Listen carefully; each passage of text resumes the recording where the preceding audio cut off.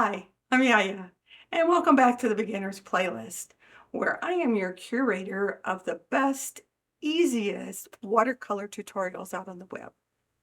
Today we're going to talk about sketching and realistic botanicals. If you've ever said, I can't even draw a straight line, congratulations, you're officially in the right place with me.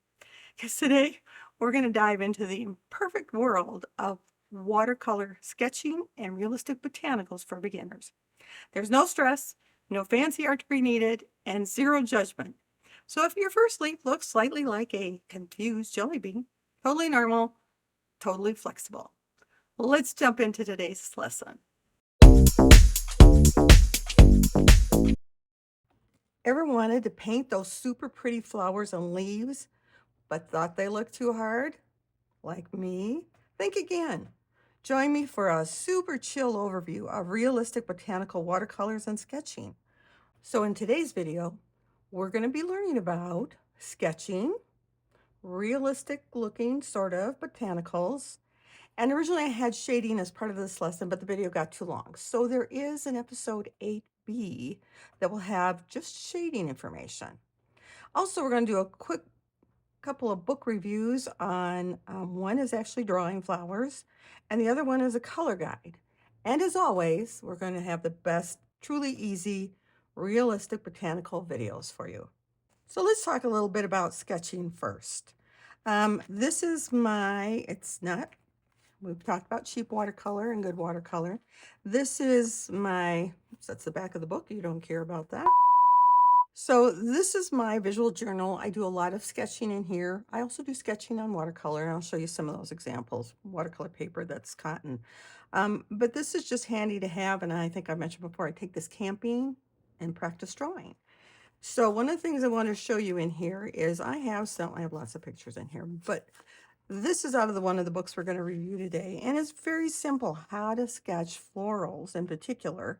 Not all botanicals are florals, but I liked it because it showed me how to curl up some of those leaves and make them look like real leaves. So we're going to cover that a little bit, but if you notice, the thing I keep wanting to point out, and I'll point it out as we go along, is there's not a lot of drawing in there. There's not a lot of lines. It's not as complex as you think it is. So this is one that I'm halfway through, but I wanted you to be able to see. Hopefully, if we zoom in, you can see some of the sketching here, and I'm in the middle of doing it. And what I used on this, if you notice, I had these flowers, and I have a picture that I went by, is the outer edges of them are white. Well, again, we don't use white in watercolors. So what I did, because I wanted some contrast to be able to see those white edges, was I used masking fluid. So we're going to take a quick dive into masking fluid here. And basically what you do is you just paint around where you don't want the paint to bleed into. So I outlined all these with masking fluid up here. And then I did this light green wash to provide the contrast.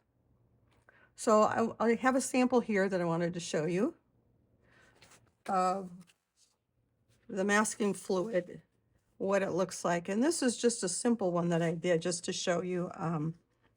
And this I've taken the masking fluid off of, but what I did on this first is I just put all these dots of flower looking things here, and if you rub them, you'll see, it's hard to see, but there's what the masking fluid looks like. You can use an eraser if your hands aren't clean, whatever works, but it will rub off.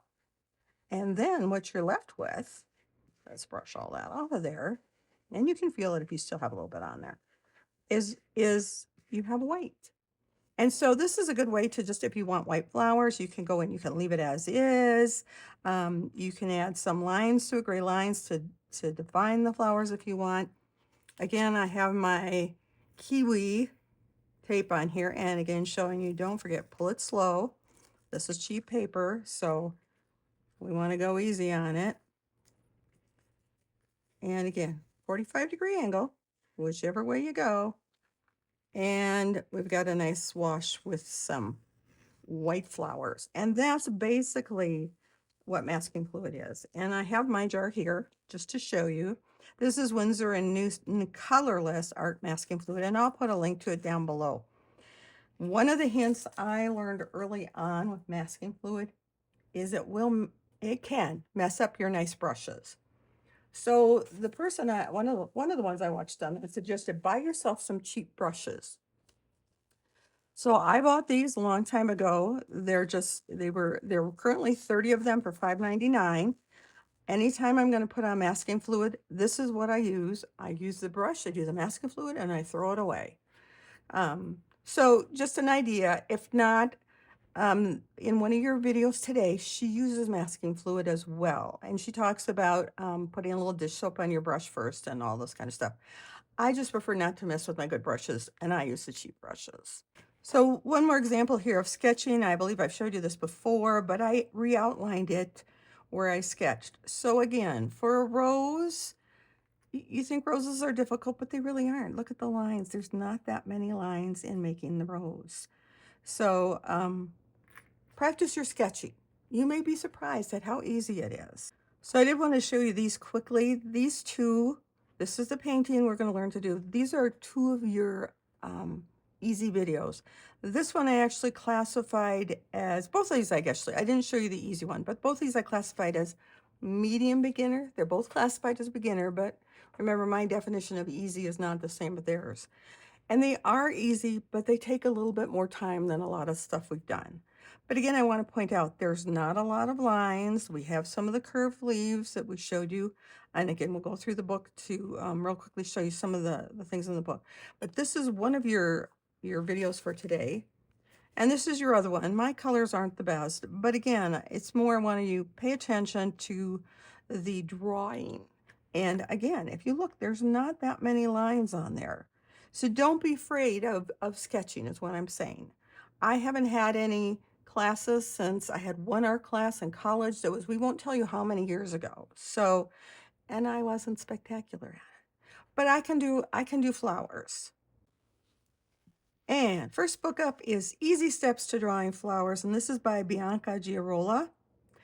And I like it because she literally goes step by step in how to draw things. And this is the book, here again, roses. She has a few more lines than the one you're going to do today, but there's not a lot in there.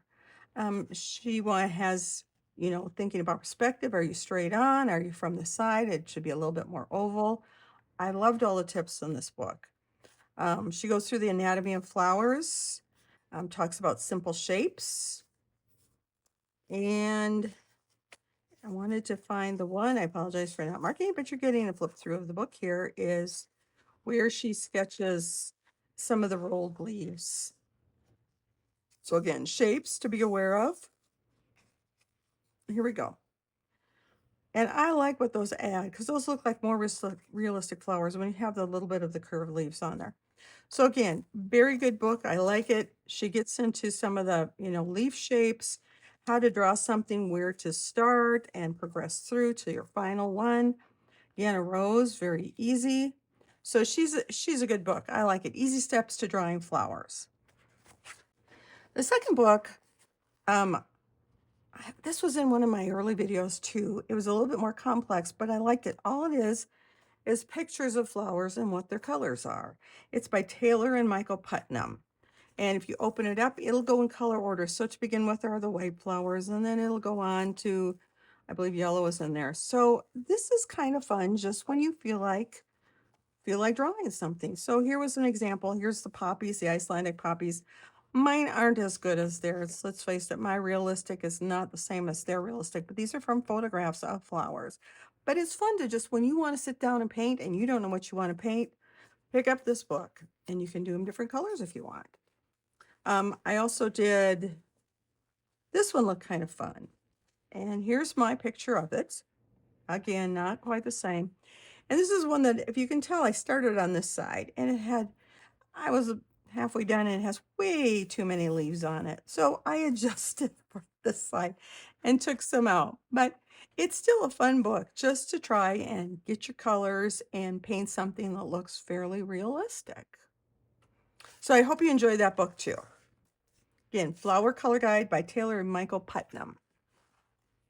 So as every lesson, what you've waited for is the best easy videos. So today I have a lot listed, but one is optional and the rest I would actually recommend. Just give it a try. If you don't like it, last botanicals you ever need to do. First one is 5 botanical drawing trips for beginner, which is very good. This is a sketching one.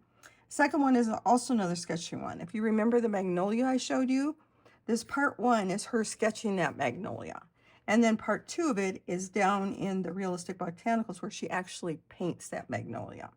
So I listed both parts there.